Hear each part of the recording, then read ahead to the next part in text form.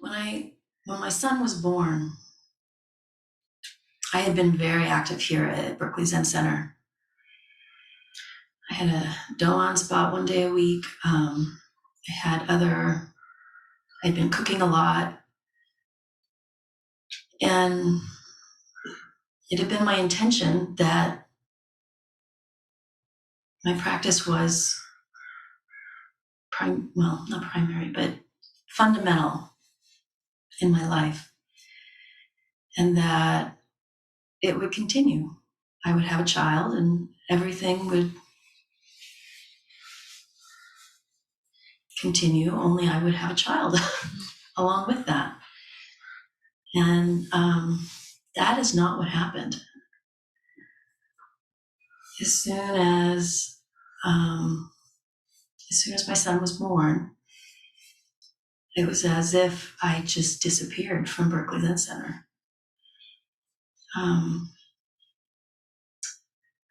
All my jobs, which had temporary replacements in them, became permanent replacements. And I became completely focused on taking care of him and what it was like to only get 2 hours of sleep at a time, and what to do when a little one is crying and you don't know what they want. And it was changing in all these ways that I had not anticipated. And so I had to let go of my practice here. And there was a period of time where I thought, I'm not a Zen student anymore. I'm a mom, and I'm pretty excited about that. But I was also pretty sad, thinking that I couldn't be here. And looking back on that moment, I was more like the young monk in that story. That to be a monk, there were certain things that you do and don't do. To be a Zen student, there were things that I had to do and not do. And I had to be on a cushion. And I couldn't really do that anymore. And so that was at least in relation to my son, the first time he taught me about letting go. And so since then, I've had a lot of lessons about letting go and turning back to see what it is I need to let go and what I need to take up.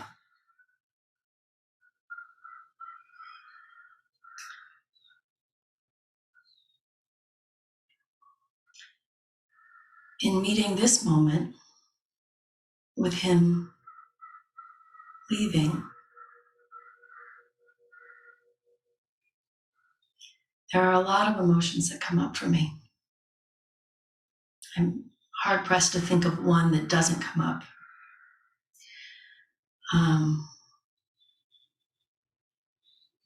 I'm proud of the good moments. I'm ashamed of the not good moments where I could have done better. I'm excited for him. I'm going to miss him terribly. There is joy in that I'm so proud of him and excited to see him go out into the world. I already feel like there's little fissures and cracks in my heart as it breaks to see him go.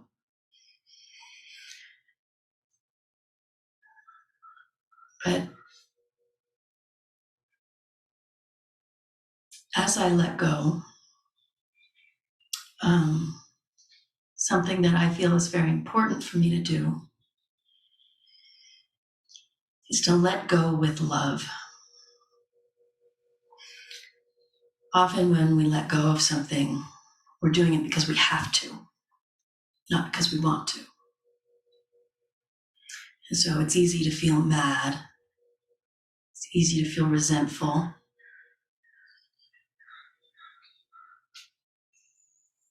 It's easy to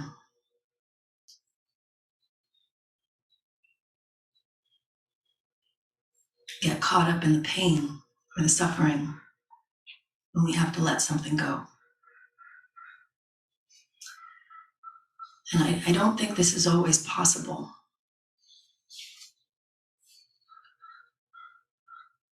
But for me, when what I've learned, all the times I've had to let go, is that when I can do it with love, that's for me when I feel like I've reached big mind.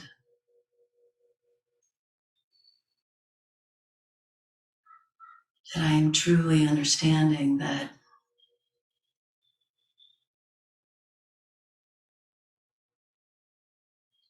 I have met this, I have accepted it. And whether it's painful for me or not,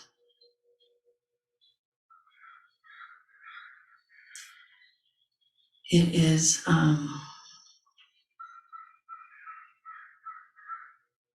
it's something that I have radically accepted. I'm not there yet.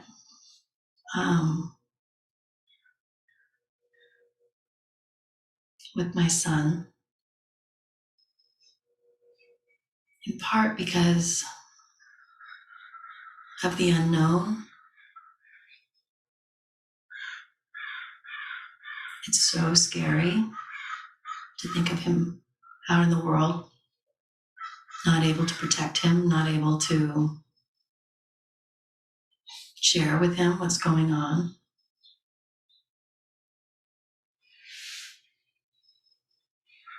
And so for me, this is a reminder and kind of, I think why I'm thinking about it already, is that it's a process. Letting go is not a switch that we flip. It doesn't happen just because we decide to do it.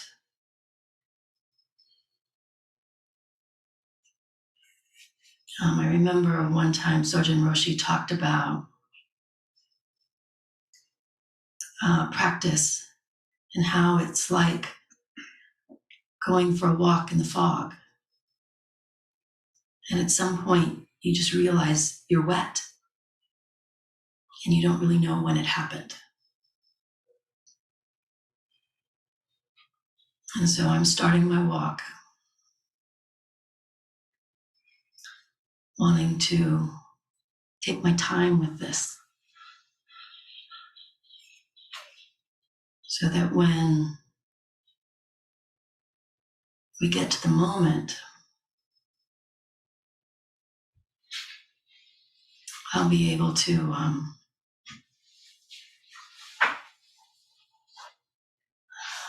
hold on to letting him out from under my wing and kind of enjoying watching him fly on his own. And then in that same moment, I'll be taking up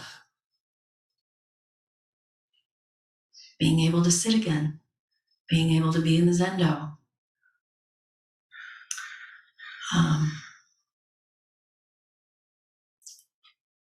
Doing all things that I haven't had time to do because I've been wanting to attend to and care for him.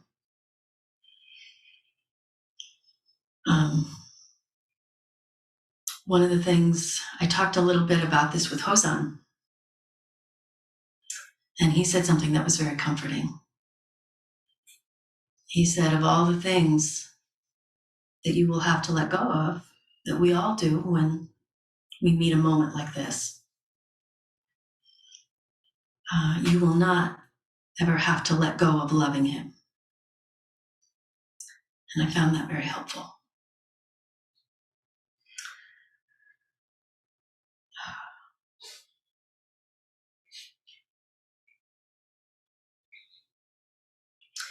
In Zen mind, beginner's mind, Suzuki Roshi says, there is happiness in sorrow and sorrow in happiness. And that is where he refers to when we hold them both, we have attained big mind.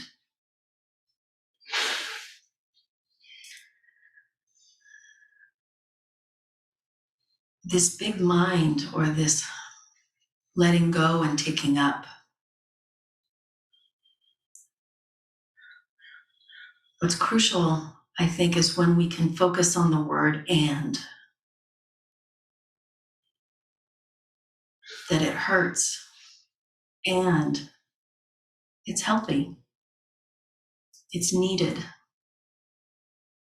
and it's not always wanted, or it's wanted desperately, and it's not. It's not here, or it's not present. It's not in the present moment.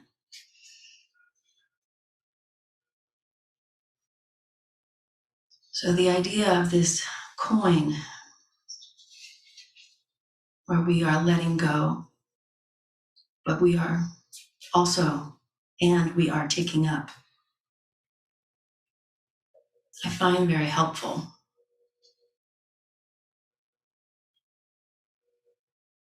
So that in some way it feels like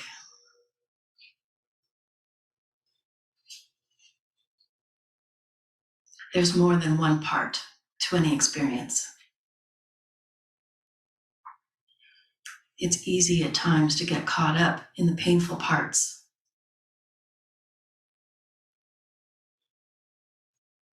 But there's always an and. There's the pain, and there's the people that love you and support you. There's the loss, and there's all that came before you that you got to experience that made what you're losing so precious. There's what you learn, the way you've changed, the way you've grown.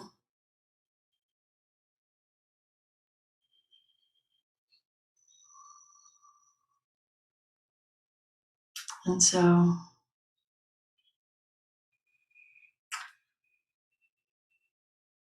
I don't know how to even imagine my life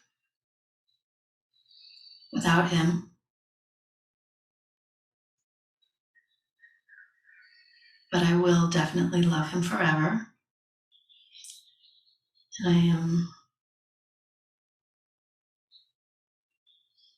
going to look forward to the different ways that he will still be in my life for hopefully a very long time. One thing about these talks is I always lose track of time, so I don't know if I've been talking for 5 minutes or a long time. Can you tell me what time it is? Yeah, it's about 17 minutes before. 17 minutes before 11. Okay. So I have a few stories about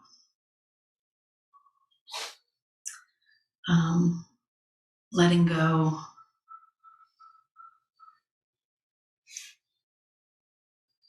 For the ways that I've worked with letting go throughout the years with him.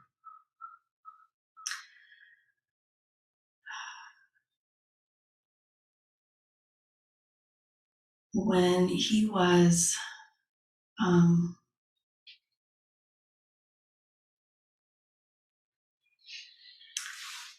think it was first grade, there was the experience where there was there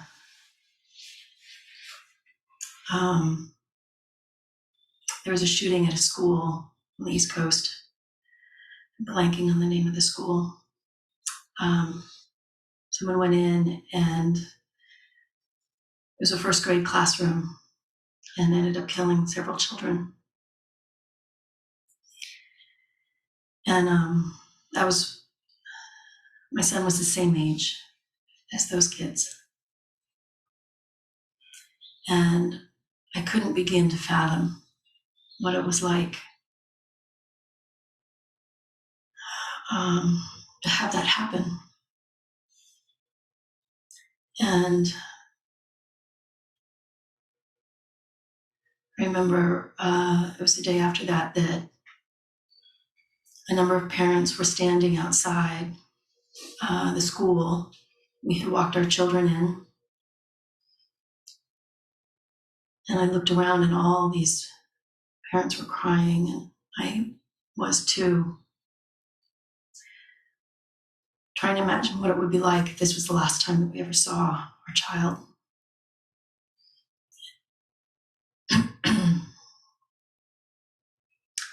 And I tried to imagine what it was like to say goodbye. And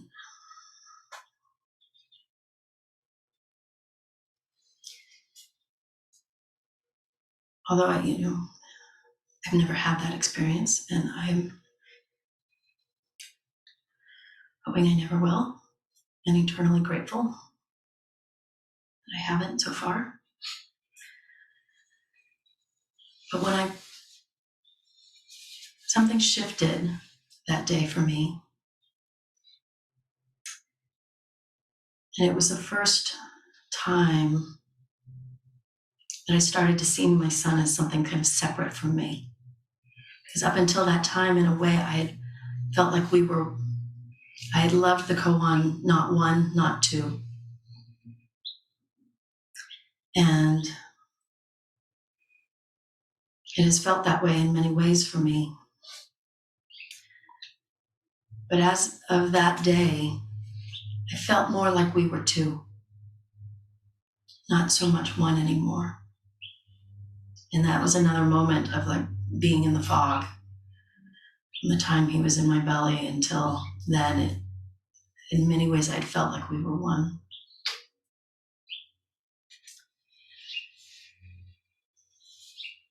And in appreciating what his life was separate from mine,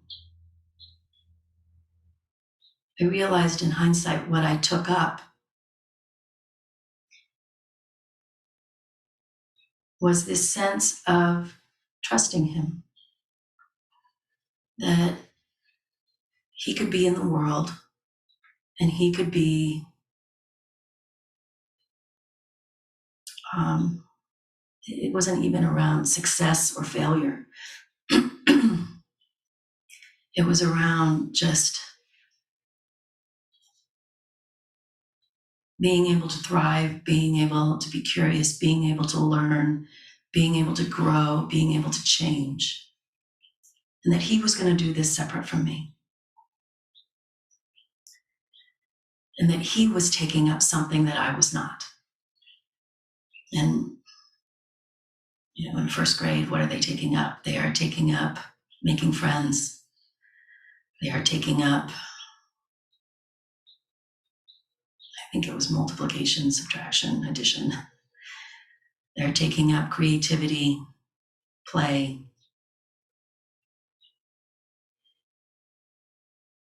But he would, in his way, was letting go of me. And I think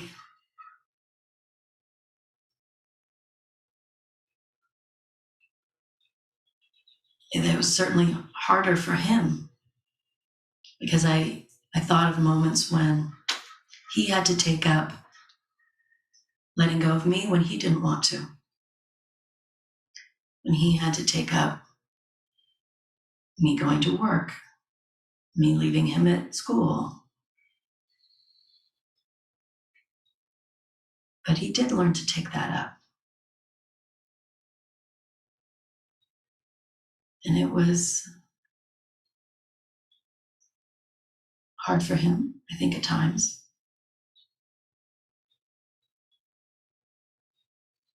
And so when I think back on that moment, in a way, I feel like it's my turn now. It's my turn to take up letting go And I'm sure he'll go to work and maybe come back and visit me sometime, or there'll be times that we can be together.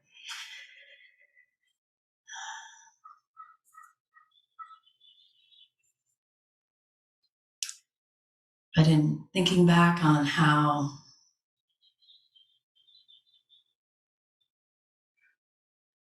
there are things that change and that they can feel like a little death, an ending, something that won't get picked up again.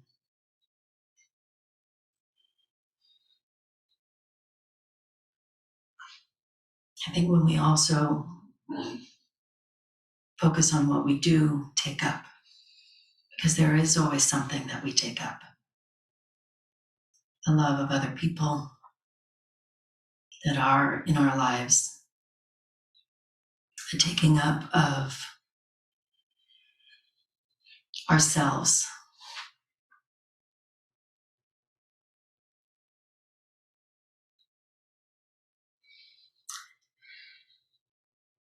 And that's been the part for me now that has been the most interesting. What I had to put down a part of myself when he was born. And there are aspects of myself that I don't feel like I have really picked up again in a while. And so this idea of taking up me and my life is also something that I'm starting to think about. And I am finding that I'm a little excited about it.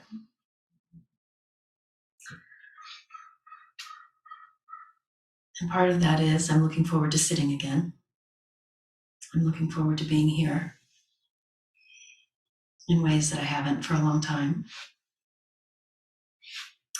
I'm looking forward to getting to know myself in ways that I haven't really had time to get to know myself.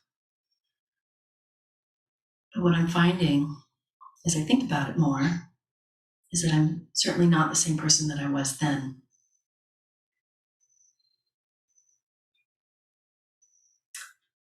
And taking up, as in the same way that we let go, I think happens gradually as well.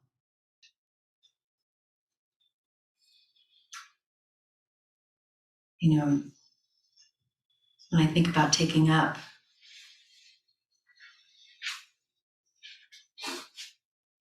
and as the way as Sojin Roshi talked about it, there's a difference between taking up and getting caught up. And the taking up is the meeting of the present moment and I think, alignment with big mind.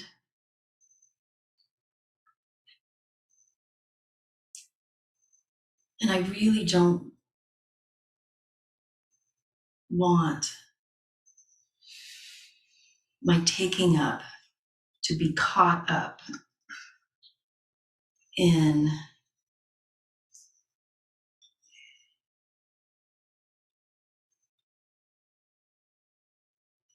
suffering.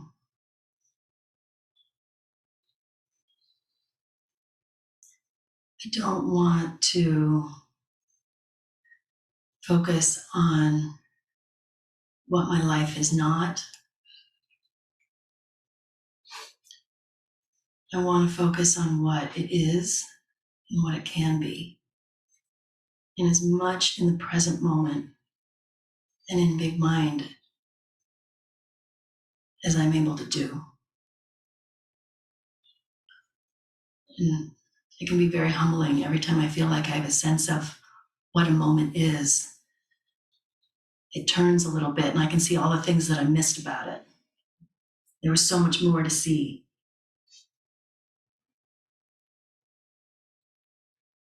And so as I'm doing that,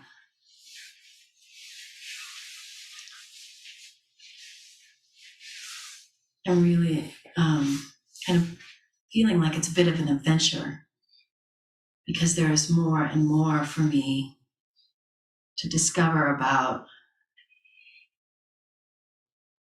myself, my life, that I haven't really been noticing as much as I could.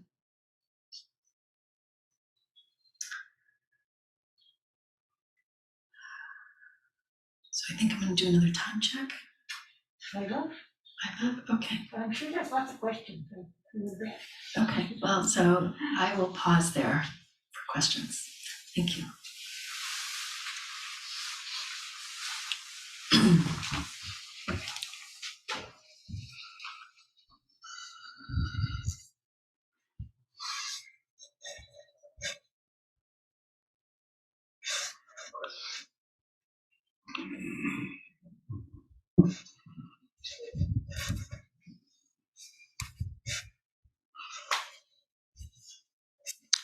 Questions. Thank you, Marie. Can you hear? Yeah. In listening to you, it reminded me of my own going off to college. I had a very close relationship with my mom, and I know that she probably felt, I think, the kind of anguish that I'm sensing from you. I mean, I really hear right on the surface your emotion, and I want to acknowledge that. And so my question to you is, putting things down is hard. That's core to our practice, right? Permanence and accepting impermanence and change. And you talked about taking up something different. And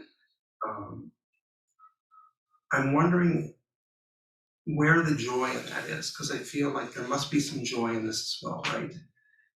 Letting go is hard. Mm-hmm. Taking up something new should have joy. And so the real question is, I think, when I look on my relationship with my mom all those years ago, going up to college, it's 4 years ago now, our relationship went through multiple metamorphoses, and we arrived at a very adult relationship, much more separation, but also different levels of respect and care and understanding. And I wonder, when you think about taking things up, how you think about taking up a changed relationship with yourself. When I think about taking up, what I want to say is what we will take up, but it won't be we. Who knows what he will take up? That will be for him to decide. What I want to take up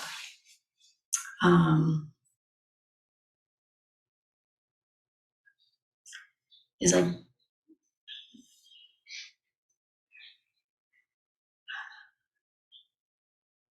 I want to take up more space for him and I, so that he is not encumbered by my grief, that there's enough space so that we both can know where each of us begins and each of us ends, and where there can be a choice for what we share and what we don't. There can be space for meeting, and there can be space for leaving. And it's my hope that that space will make room for authentic sharing. So that's my hope. Thank you. I like that question. Margo? Hi, thanks for your talk. In the beginning of your talk, you briefly touched on letting go as words you used, I believe, were as a kind of a different form of taking control of the self. Mhm. But I'm actually wondering what it looks like to surrender even control of ourselves, or what your experience with that is, that kind of just complete surrendering of the self.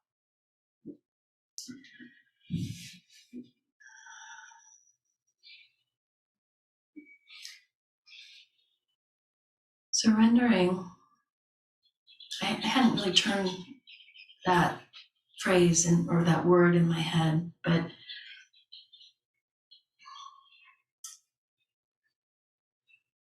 to let go and to surrender has a quality of grief or loss, so that when you surrender, that you're coming to the absence of something. And I don't know if, I mean, we talk about emptiness all the time, and yet it's emptiness of anything permanent. And so when we surrender, as I think you're referring to it, it's the letting go of something that we had wanted to nail down or hold on to, or that stayed. And so for me, that's what, again, I'm coming back to the walking in the fog, is that it's fluid, it changes. There is something, but it's moving and it's coming and it's going, so that there's always something there, but it's never the same thing. And so at any moment you look up, and what is it now? What's here now? It can be 10 million different things. I mean, it can be an infinite number of things.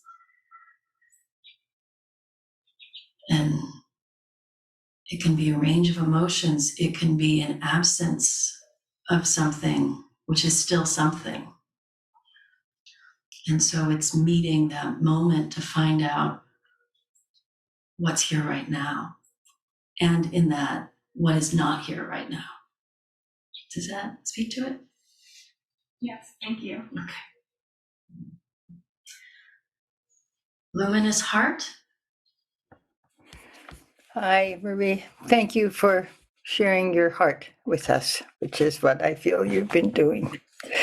Your talk just brought back so very many memories. My daughter's now 42, but when she was 16, I started writing everything down. I wrote a whole book of poetry called Deconstructing the Nest. I kept going over how to do this release. And part of what came up for me in that process, and comes up again in listening to you, is at the very first moment of birth, there's already a letting go. You're no longer in charge of full womb protection of your beloved. They're now out in the air and breathing on their own, and already that's a letting go. And you referred to, I think, your son's kindergarten time, but all the way through all those experiences where you had to release, I certainly felt it too, and let go, and the times of facial makeup that drove me out of my gourd, and all the different stages and phases of growing and developing and allowing and drawing lines as necessary. But it's an extraordinary process. And what came up for me, especially in listening to you, is that what grew in me and has been so, even through some tough times with my young adult daughter, is a deep faith and trust in the bond that has been connected in all the loving that has gone in between you, and that will find its form and ways, hopefully always just in different forms. So yeah, that's what I wanted to reflect back to you. Thank you. Thank you. Yeah. Gary?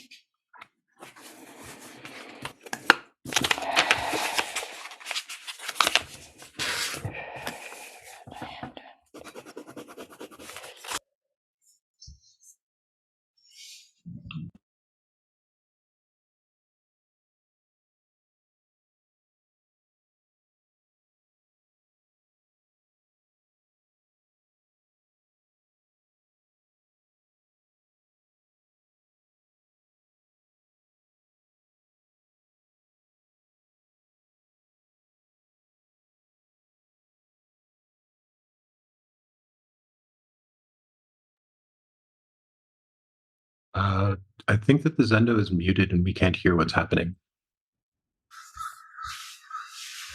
Can you hear now? Yep, thank you. Okay.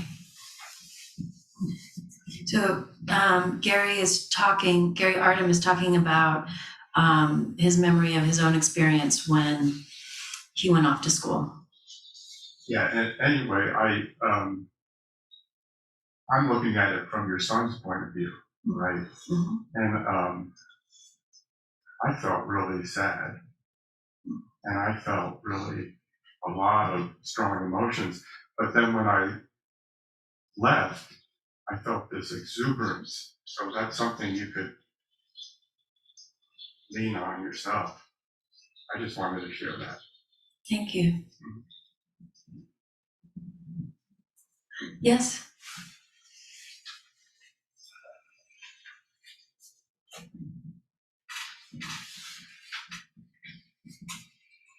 My question is about the most tragic and heartbreaking and maybe painful letting go in our lives. So those parents at this school shooting, grief of letting go.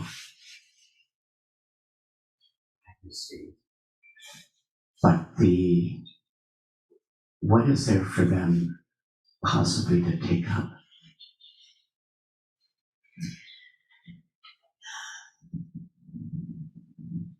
Well, as long as we are alive, we have a life to take up. And there may not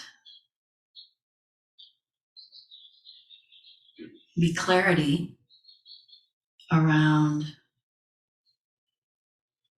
a motivation of why to take it up. But as long as there is life within us, we have life to take up. And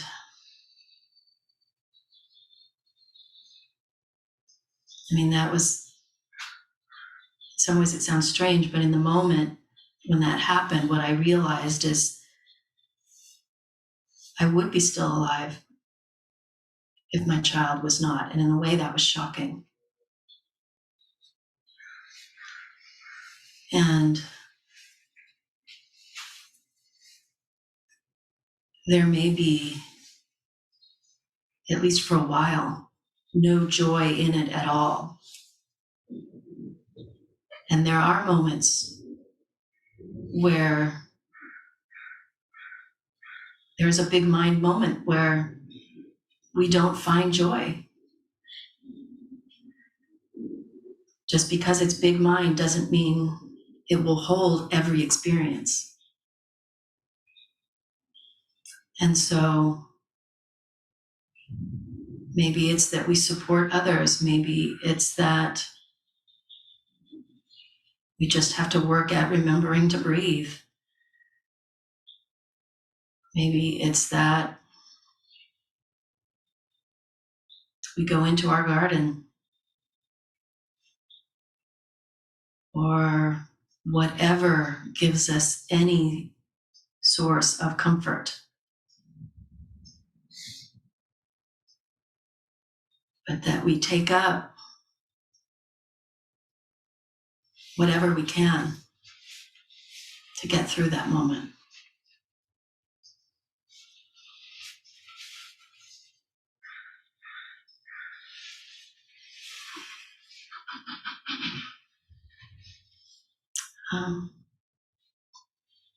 Doesn't seem like there's any more questions. Oh, Jake?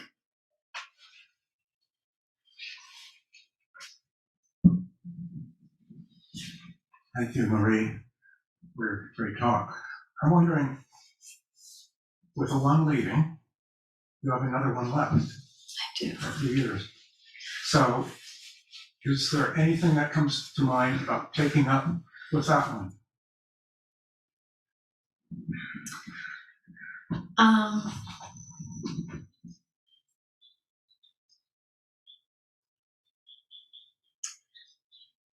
I'm sure that I will have more time for my other child, which I will, of course, enjoy immensely.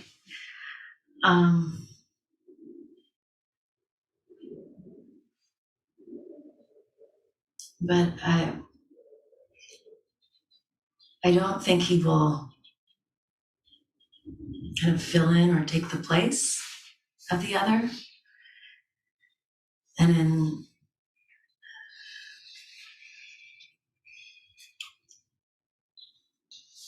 it will be another rendition. I think he will miss his brother, even though he probably will not say that.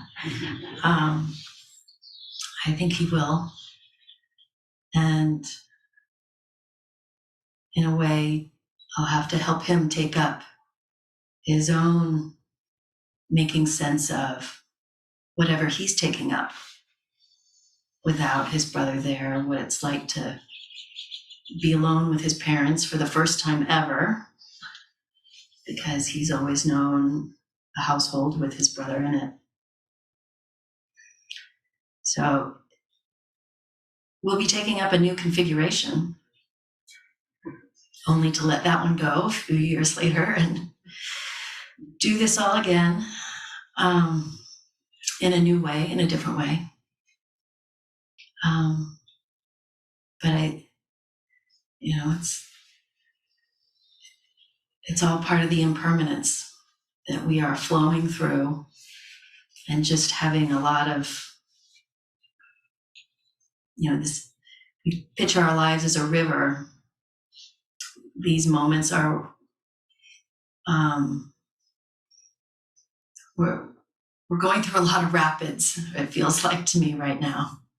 So there's just a lot of change and a lot of bumps and a lot of big motions and movements through these rough waters. So, but I think he will be an immense comfort to me as I cope with my grief. And then who knows what I'll do once he's gone. Maybe I can coax the other one to come back and live with us for a little bit.